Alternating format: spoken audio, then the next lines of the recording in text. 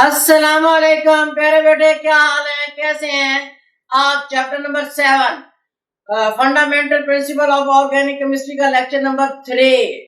तो हमने previous lecture में पढ़ा था वाइटल फोर्स थ्योरी और फीचर्स ऑफ ऑर्गेनिक कंपाउंड्स पढ़े थे। आज हम डिस्कस करेंगे सोर्सेज ऑफ ऑर्गेनिक कंपाउंड, किन जराए से, किन सोर्सेज से हासिल किए जाते हैं।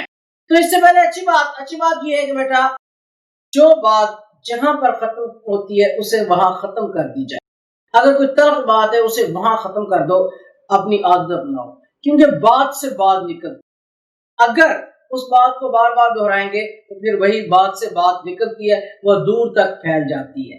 तो इसलिए याद रखें, आदत, अच्छी हैबिट ये कि वही तल्ख बात को वहीं पर खत्म कर दिया जाए। अगर आप बात से बात निकलेगी, टाइम कंज्यूम होगा, आपका स्टडी का टाइम कम होगा और स्टडी पर असर पड़ेगा। अगर बात वहीं खत्म कर दोगे तो मामला ठप और टाइम फ्री और स्टडी के लिए अवेलेबल।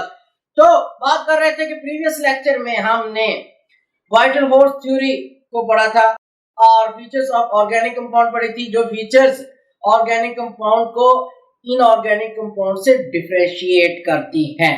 तो आज हम पढ़ेंगे सोर्सेज ऑफ ऑर्गेनिक कंपाउंड के किन सोर्सेज से ये हासिल किए जाते हैं। तो ऑर्गेनिक कंपाउंड के जो सोर्सेज हैं वो एनिमल्स और प्लांट्स हैं। लाखों करोड़ों साल पहले जब आबादी कम थी तो जोग्राफियाई तब्दीलियों के तहत जानवर मरे खपे, दरख्त मरे खपे, ये नीचे दब गए, इनके ऊपर जमीन की अर्थ पड़ गई। फिर अंडर अर्थ क्रस्ट, जमीन की तह के नीचे टेम्परेचर और प्रेशर की डिफरेंट कंडीशन के ऊपर ये कन्वर्ट हो गए कोल में, पेट्रोलियम में और नेचुरल गैस में। और ये तीनों बड़े ऑर्गेनिक कंपाउंड के सोर्सेज हैं। तो ये ऑर्गेनिक मैटर, एनिमल, प्लांट जो डेड में थे, डेड पोजीशन में, ये डिफरेंट हाई टेम्परेचर और प्रेशर की डिफरेंट कंडीशंस के ऊपर तीन बड़े सोर्सेज में कन्वर्ट हो गए, नेचुरल गैस, कोल और पेट्रोलियम। इनका जो तबाह होना है, डिके होना है, in absence of air, anaerobic decay कहलाता है। नोट करें, anaerobic decay, the decaying of organic matter in absence of air और ऑक्सीजन। एयर या ऑक्सीजन की गैर मौजूदगी में किसी शय का, किसी ऑर्गेनिक मैटर का डिके होना, तबाह होना, वो एनारोबिक डिके होता है। एनारोबिक डिके के नतीजे में ये ऑर्गेनिक मैटर तीन बड़े सोर्सेज में चला गया, नेचुरल गैस, पेट्रोलियम और कोल। पहला हम नेचुरल सोर्सेज जिससे ये हासिल होते हैं वो पढ़ते हैं, नेचुरल गैस। ये भी एनारोबिक डिके के नतीजे में हासिल होता है। It is produced by anaerobic decay of organic matter, animals and plant under earth crust at high temperature or pressure. High temperature और pressure के तहत ऑर्गेनिक मैटर, एनिमल्स और प्लांट जो दबे हुए थे, ये डिके के नतीजे में नेचुरल गैस में कन्वर्ट हो गए। जो नेचुरल गैस है, जो पाकिस्तान में जिसे हम सुई गैस भी कहते हैं, ये सुई के मकाम से आते हैं, असल नाम इस सुई गैस का नेचुरल गैस है। ये नेचुरल गैस प्योर कंपाउंड नहीं है। अब ये तो क्लियर हो गया कि ऑर्गेनिक मैटर एनिमल्स और प्लांट्स के हाई टेम्परेचर प्रेशर पर डिके होने के नतीजे में हासिल होता है, in absence of air. Absence of air की मौजूदगी में डिकेइंग एनारोबिक प्रोसेस कहलाता है। तो फिर ये मिक्सचर है, ये प्योर कंपाउंड नहीं है। ये मिक्सचर है किसका? मीथेन का, इथेन का, प्रोपेन का, ब्यूटेन का। तो मीथेन इसमें होती है 85%, इसलिए इसको मीथेन गैस भी कहा जाता है। ये नेचुरल गैस 3-4 गैसेस का मजमूआ है, मीथेन, इथेन, प्रोपेन। तो मीथेन इसमें 85% होती है, मेजर सोर्स है, तो इसलिए इसको मीथेन गैस भी कहा जाता है।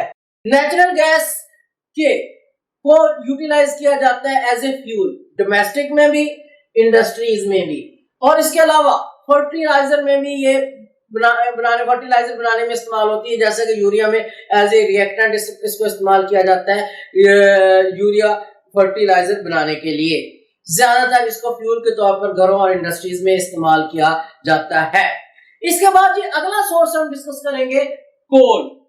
ये भी ऑर्गेनिक मैटर, जो ज़ेरे ज़मीन है हाई टेम्परेचर और प्रेशर पर उसके एनारोबिक डिके से पैदा होता है। It is also produced by anaerobic decay of organic matter under earth crust at high temperature और प्रेशर।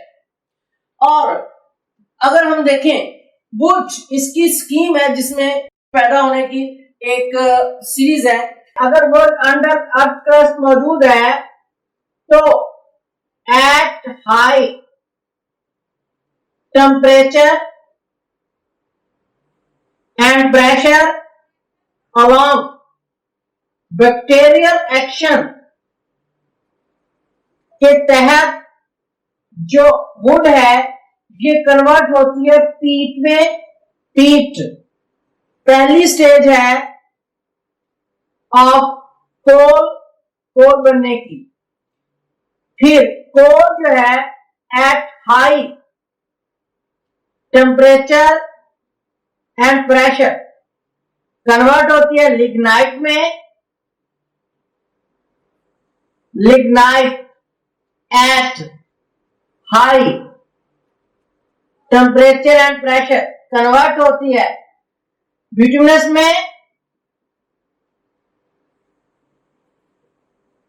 कोल और फिर bituminous at high temperature and pressure convert होती है एंथ्रासाइट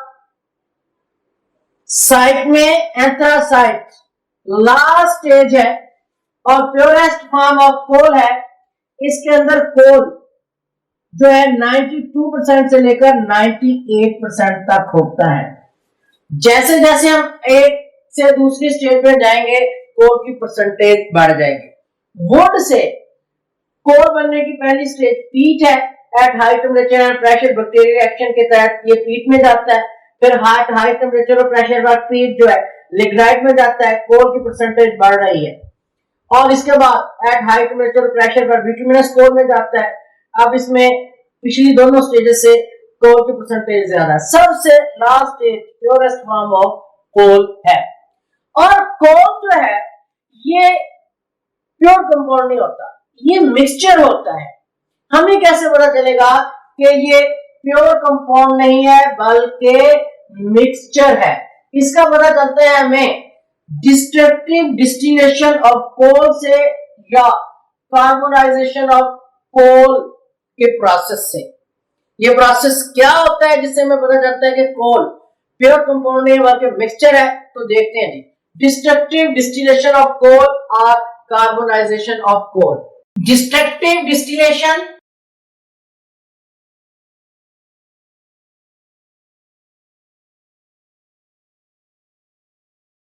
और कार्बोनाइजेशन दूसरा नाम है इसका carbonisation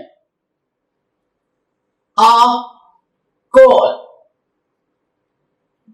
When coal is heated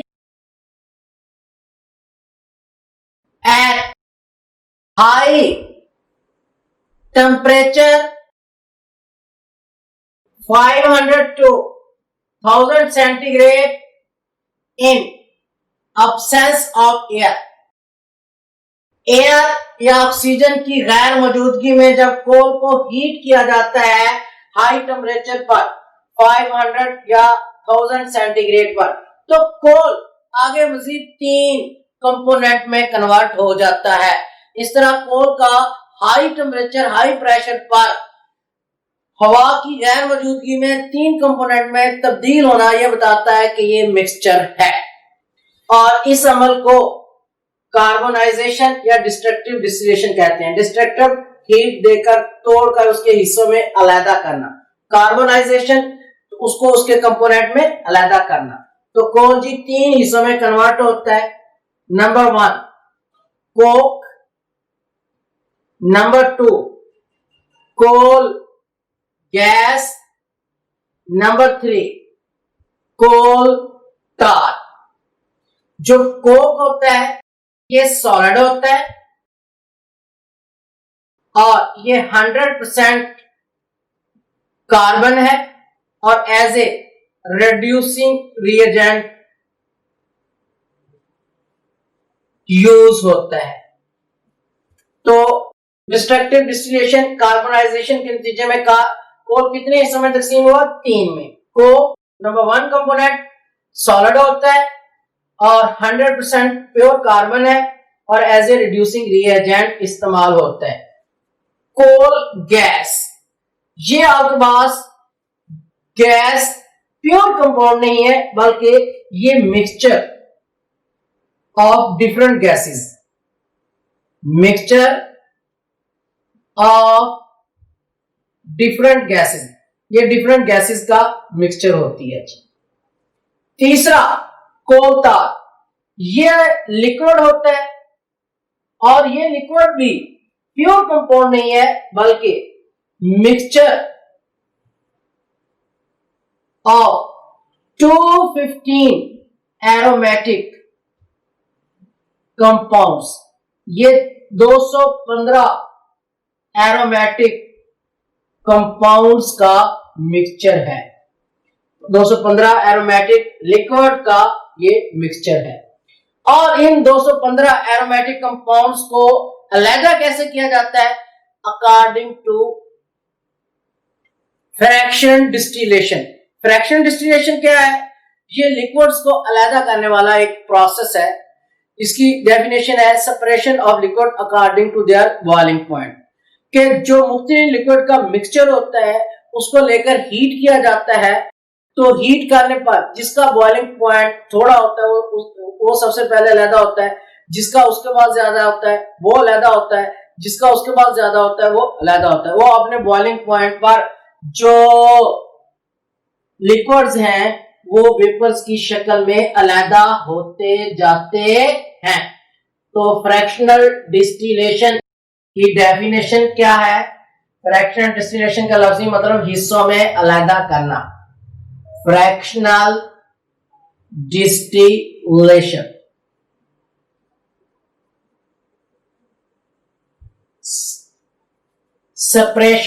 separation of liquids according to their boiling point। तो फ्रैक्शन डिस्टिलेशन वो प्रोसेस है जो मिक्सचर ऑफ लिक्विड्स को अलग करने के लिए इस्तेमाल होता है, उनके बॉइलिंग पॉइंट के लिहाज से हीट करेंगे। जिसका बॉइलिंग पॉइंट पहले आएगा वो अलग हो जाएगा, जिसका उसके बाद आएगा वो अलग हो जाएगा, जिसका उसके बाद आएगा वो अलग हो जाता है। इस तरह ये 215 एरोमेटिक कंपाउंड को फ्रैक्शनल डिस्टिलेशन के जरिए अलग करते हैं। अब जो आपके पास कोल है इसके नेचुरल रिसोर्सेज पाकिस्तान में टोटल कितने हैं जी? कोल पाकिस्तान में natural resources of coal 184 billion turns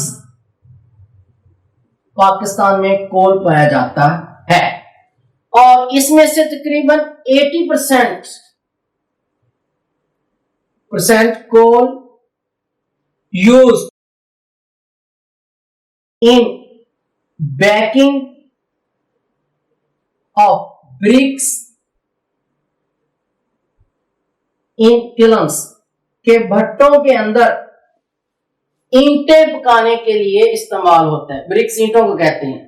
तो इसमें से 80% कोल जो है किलन्स के अंदर ईंटों को पकाने के लिए इस्तेमाल होता है। इसके अलावा as a fuel in home और इंडस्ट्री में भी इसको फ्यूल के तौर पर इस्तेमाल करते हैं। इन होम, डोमेस्टिक एंड इंडस्ट्रीज। इसके अलावा इसको टू जनरेट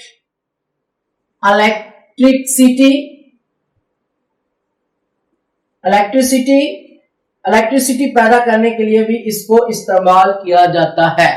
पाकिस्तान के 4 प्रोविंसेस हैं, इनके अंदर 4 महकमे कायम है जो इसको डील करते हैं। सिंध में सिंध कोल अथॉरिटी, पंजाब में पंजाब का मिनरल डायरेक्टोरेट है जो इसको डील करता है। इसी तरह KPK में, इसी तरह बलूचिस्तान में डील करने के लिए सेपरेट महकमे हैं जी। थर्ड वन जो सोर्सेज है वो है पेट्रोलियम वन। ये जो कोल है ये भी वेरी गुड सोर्सेज है ऑर्गेनिक कंपाउंड का। इसके बाद थर्ड वन आ जाता है हमारे पास पेट्रोलियम। तो petroleum oil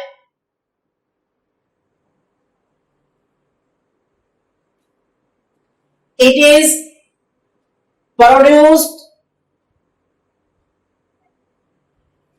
by an aerobic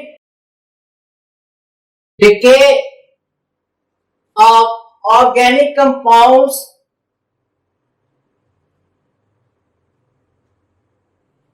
under earth crust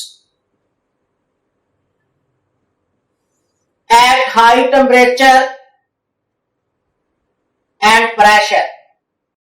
के अर्थ क्रस्ट के नीचे जो organic matter animals plants dead position में है उनका एनारोबिक डिके यानी absence of air and oxygen, ये ऑर्गेनिक मैटर हाई टेम्परेचर और प्रेशर पर की डिफरेंट कंडीशन पर पेट्रोलियम के अंदर कन्वर्ट हो जाते हैं, इसको कहते हैं पेट्रोलियम। लेकिन जो वो कन्वर्ट होते हैं वो पहले ज़ेरे ज़मीन जो ऑयल ये निकाला जाता है इसको क्रूड ऑयल कहते हैं, ना खालिस oil. The oil extracted from earth is called crude oil और मिनरल ऑयल। ये क्रूड ऑयल या मिनरल ऑयल कहलाता है। Oil extracted from earth, earth से जो ऑयल निकाला जाता है इसको क्रूड ऑयल या मिनरल ऑयल कहते हैं। ये क्रूड ऑयल या मिनरल ऑयल नाखालिस होता है, इसको रिफाइन किया जाता है, इसको खालिस बनाया जाता है। तो फिर ये क्रूड ऑयल या मिनरल ऑयल जो जब रिफाइन हो जाता है, खालिस फॉर्म में हो जाता है, तो इस रिफाइंड ऑयल को हम कहते हैं पेट्रोलियम ऑयल। और जो इसको रिफाइन करती हैं इंडस्ट्रीज उनको रिफाइनरीज कहते हैं। जो इंडस्ट्रीज जो ऑयल को साफ करने वाले कारखाने हैं उनको रिफाइनरीज कहते हैं। पाकिस्तान में 4 रिफाइनरीज हैं। अटक ऑयल रिफाइनरी नियर रावलपिंडी, पाक अरब रिफाइनरी इन मुजफ्फरगढ़ और 2 other refineries are located in Karachi हैं। ये 4 रिफाइनरीज पाकिस्तान के अंदर ऑयल को रिफाइन करती हैं। अब ये जो पेट्रोलियम होता है ये आपके पास खालिस किया गया ऑयल, ये मिक्सचर है, प्योर कंपाउंड नहीं होता। Petroleum oil is not pure compound but लेकिन ये is mixture of different liquid. ये मुख्तलिफ लिक्विड्स का मिक्सचर होता है। अब आपको जैसा कि बताया है जब मुख्तलिफ लिक्विड का मिक्सचर हो उसको कैसे अलग किया जाता है? By fractional distillation. तो फ्रैक्शनल डिस्टिलेशन में क्या होता है कि separation of liquid according to their boiling point. आप हीट करोगे मिक्सचर को, जिसका बॉइलिंग पॉइंट कम होगा वो पहले अलहदा होगा, जिसका उसके बाद ज्यादा होगा वो अलहदा होगा, जिसका उसके बाद ज्यादा होगा वो अलहदा होगा। तो ये फ्रैक्शनल डिस्टिलेशन के जरिए अलहदा किए जाते हैं। और जो पेट्रोलियम है इसके तकरीबन 9 फ्रैक्शंस हैं जो फ्रैक्शनल डिस्टिलेशन के जरिए हासिल किए जाते हैं। तो आइए इनके 9 फ्रैक्शंस को हम देखते हैं। चूंकि ये हाइड्रोकार्बन्स हैं, इनके अंदर नंबर ऑफ हाइड्रोजन और कार्बन डिफरेंट हैं। डिफरेंट होने की वजह से फिर इन कंपाउंड्स के इंटरमॉलिक्यूलर फोर्सेस डिफरेंट होंगी और इनके अंदर इनके बॉइलिंग पॉइंट भी डिफरेंट होंगे। इनके इन 9 फ्रैक्शंस के हाइड्रोकार्बन्स डिफरेंट होंगे, डिफरेंट इंटरमॉलिक्यूलर फोर्सेस होने की वजह से इनके बॉइलिंग पॉइंट भी डिफरेंट होंगे। तो फ्रैक्शन डिस्टिलेशन के जरिए जो पेट्रोलियम के 9 फ्रैक्शंस हासिल होते हैं उसे देखते हैं जी। पेट्रोलियम के अंदर जो ये 9 फ्रैक्शंस हैं by fractional distillation separation of liquid according to boiling point अलग किए जाते हैं। 9 फ्रैक्शन ये हैं। Number 1 natural gas, number 2 petroleum ether, number 3 naphtha, number 4 gasoline, number 5 kerosene, number 6 gas oil, number 7 lubricants or greases, number 8 paraffins, number 9 asphalt या petroleum coke है। ये 9 component है जो फ्रैक्शनल डिस्टिलेशन के जरिए अलग करते हैं।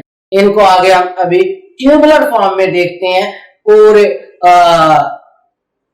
4 कॉलम ट्यूबुलर की शक्ल में देखते हैं। तो इसमें नोट करेंगे, इसमें 4 कॉलम्स हैं। फर्स्ट कॉलम में फ्रैक्शन, आगे उसके बॉइलिंग पॉइंट और आगे उनके अंदर हाइड्रोकार्बन तादाद, आगे उनके यूजेस। पहला है नेचुरल गैस। अब इनके अंदर ये देखें कि ये डिफरेंट हाइड्रोकार्बन से मिलकर चूंकि बने होते हैं, इसलिए जो इंटरमॉलिक्यूलर फोर्सेस डिपेंड करती है नंबर ऑफ एटम पर, और जो बॉइलिंग पॉइंट है वो डिपेंड करते हैं इंटरमॉलिक्यूलर फोर्स पर। Different number of atoms, different intermolecular forces और डिफरेंट बॉइलिंग पॉइंट। अब जैसे जैसे इनके अंदर number of hydrogen carbon atom बढ़ते जाएंगे, इंटरमॉलिक्यूलर फोर्सेस ज्यादा होंगी, तो फिर इस लिहाज से ही इनके बॉइलिंग पॉइंट ज्यादा होंगे। अब पहला जो है फ्रैक्शन नेचुरल गैस है, इसका बॉइलिंग पॉइंट 20 सेंटीग्रेड से कम होता है। दूसरा हमारे पास पेट्रोलियम ईथर है, तीसरा नेफ्था है, चौथा गैसोलीन है और पांचवा केरोसिन है। ये इस तरह ये 9 फ्रैक्शंस हैं। जब हम पेट्रोलियम को 400 सेंटीग्रेड तक हीट करते हैं तो फ्रिक्शन डिस्टिलेशन के जरिए इससे 9 जो कंपोनेंट हैं वो अलहदा होते हैं। अब 4 कॉलम्स में आप देखें, पहले में फ्रैक्शन, आगे उनके बॉइलिंग पॉइंट, आगे उनके कंपोजिशन, आगे उनके यूजेस, ये आपने तैयार करने हैं। फिर ये पेट्रोलियम ऑयल के 9 फ्रैक्शंस जो अभी हमने पढ़े हैं। पेट्रोलियम में 9 फ्रैक्शंस होते हैं। जो ये पेट्रोलियम 9 फ्रैक्शन का मिक्सचर है बाय फ्रैक्शन डिस्टिलेशन, इसको 400 सेंटीग्रेड पर अलग किया जाता है। अब आपने इनमें 4 कॉलम्स हैं, पहले में फ्रैक्शन, आगे उसके बॉइलिंग पॉइंट, आगे उसके डिफरेंट इनकी composition with respect to hydrocarbons और आगे इनके यूजेस। आप इनके चूंकि इनके अंदर डिफरेंट हाइड्रोकार्बन्स होते हैं, different number of atom of carbon and hydrogen different होते हैं, तो इंटरमॉलिक्यूलर फोर्सेस जो नंबर ऑफ एटम पर डिपेंड करते हैं डिफरेंट होंगे, और बॉइलिंग पॉइंट जो इन इंटरमॉलिक्यूलर फोर्सेस पर डिपेंड करते हैं, डिफरेंट इंटरमॉलिक्यूलर फोर्सेस होने की वजह से बॉइलिंग पॉइंट भी डिफरेंट होते हैं, जो कि अभी हमने देखे हैं।